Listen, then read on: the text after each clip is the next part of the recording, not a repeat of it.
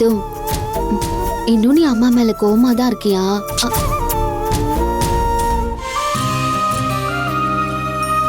அம்மா வேணும்னே நலுங்கு சம்பிரதாயத்துக்கு வராம இருப்பேனா? அம்மா இவ்வளவு நாள் கஷ்டப்பட்டதுக்கு பலனா என்ன கௌரவிச்சு ஒரு அவார்டு கொடுத்திருக்காங்க. அத வாங்கறதுக்கு நாங்க இல்லைன்னா அவங்கள அவமதிக்கிற மாதிரி ஆயிடும்டா. அதனாலதான் அந்த அவார்ட நேர்ல வாங்கிட்டு வந்தேன்.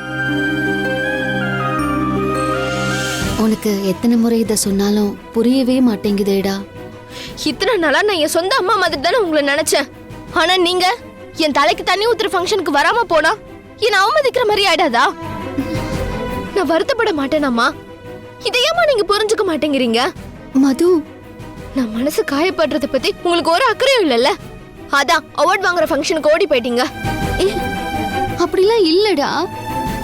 உன்னை விடவும் இந்த அவார்டு எனக்கு பெருசே இல்ல. இன்னைக்கு என் சூழ்நிலை அப்படி ஆயிடுச்சு. நான் எப்படி சொல்லி உனக்கு புரிய வைக்கிறது? நானும் அததாமா சொல்றேன்.